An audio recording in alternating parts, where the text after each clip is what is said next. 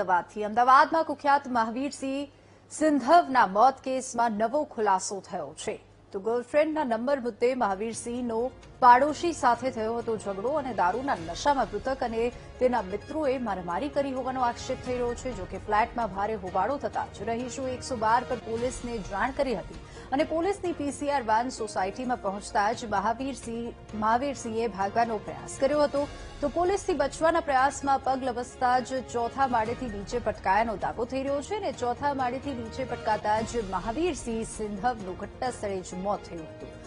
મહાવીરસિંહનું Lawrence Bishnoi gang સાથે connection હોવાની ચર્ચા પણ છે અને આ સાથે જ મહત્વનું છે કે સુરેન્દ્રનગરના ચોકડી ગામનો વતની મહાવીરસિંહ તાજેતરમાં જ બોપલમાં ભાડે રહેવા આવ્યો હતો. જોકે મહાવીરસિંહના વર્તનને લઈને પાડોશીઓમાં પણ ભયનો માહોલ હતો અને હાલ તો બોપલ પોલીસે અકસ્માતે મોતનો ગુનો નોંધીને વધુ તપાસ હાથ ધરી છે અને આ સિવાય પોલીસે મહાવીરસિંહના ગુનાહિત ભૂતકાળ અને કનેક્શનની તપાસ શરૂ કરી.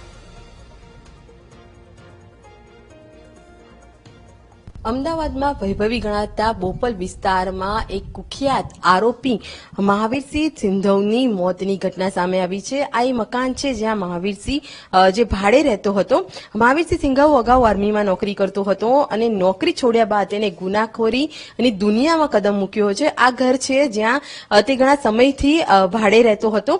ખાસ કરીને લોરેન્સ બિશ્નોઈ ગેંગ સાથે કનેક્શન અને જે ડ્રગ્સ નેટવર્ક સાથે તેની સંડોવણી હોવાનું સામે આવ્યું હતું, જેને લઈને મહાવીરસિંહ સિંધવ અને લઈને અગાઉ પણ ગુના દાખલ થયા હતા. ગુસ્સી ટોક હેઠળ ગુનો દાખલ થયો છે. આ ઘર છે ત્યાં તે પોતાની એક મહિલા મિત્ર સાથે રહેતો હતો. તેના બે મિત્રો સાથે તે રાત્રે દારૂની મહેફિલ માણી રહ્યો હતો, નાસ્તો કરી રહ્યો હતો અને દરમિયાન અચાનક જ તેની પ્રેમિકાના નંબરને લઈને મિત્રો વચ્ચે બબાલ થઈ હતી અને બબાલ એટલી ઉગ્ર થઈ હતી કે તે આડોશી પાડોશી સાથે પણ તકરાર કરવા માટે પહોંચી ગયો છે. આ જોઈ શકાય છે આ બારી જે છે ત્યાંથી પોલીસથી બચવા માટે જ્યારે તે કૂદ્યો ત્યારે નીચે પટકાયો હતો અને તેનું મોત નીપજ્યું હતું. રસોડાની આ બારીમાંથી તે બહાર આવ્યો હતો અને પોલીસથી બચવાનો પ્રયત્ન કર્યો છે. હું ફરી એક વખત દ્રશ્યો આજે બારીના બતાવીશ અને ઘરના પણ બતાવીશ કે જે પ્રકારના દ્રશ્યો અત્યારે ઘરમાં જોવા મળી રહી છે તો ઝઘડાના અને ઝપાઝપીના જે તોડફોડના દ્રશ્યો અત્યારે ઘરમાંથી જોવા મળી રહ્યા છે. જે માટલાનું જે તૂટેલા જે પથ્થર જોઈ શકાય છે કે જેના પરથી સ્પષ્ટ થઈ રહી છે કે તેણે ઝપાઝપી દરમિયાન એક બે વસ્તુ એકબીજા પર ફેંકી હતી અને બચવાનો પણ પ્રયત્ન કર્યો હતો.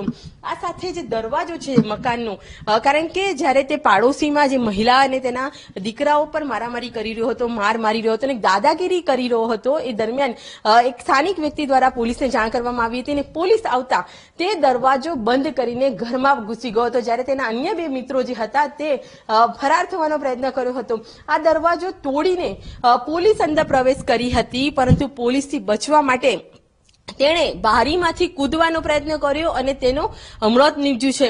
હાલ તો આ દ્રશ્યો તેના ઘરના છે. તે ઘણા સમયથી ભાડેથી રહેતો હતો અને કુખ્યાત આરોપી તરીકે મહાવીરસિંહ સિંધવ જે જાણીતો છે અને તેની વિરુદ્ધ અનેક ગુના દાખલ થયા છે. પરંતુ આ કિસ્સામાં પોલીસે તેના મોતને લઈને અકસ્માત મોત તો દાખલ કરી છે, પરંતુ જે મહિલા અને તેના દીકરા પર તેણે જે માર માર્યો હતો તેને લઈને વધુ એક ગુનો દાખલ કરવાની પણ કાર્યવાહી હાથ ધરાઈ છે. કેમેરામેન પરેશ રાજપૂત સાથે અનિતા પટણી, વીટીવી ન્યૂઝ, અમદાવાદ.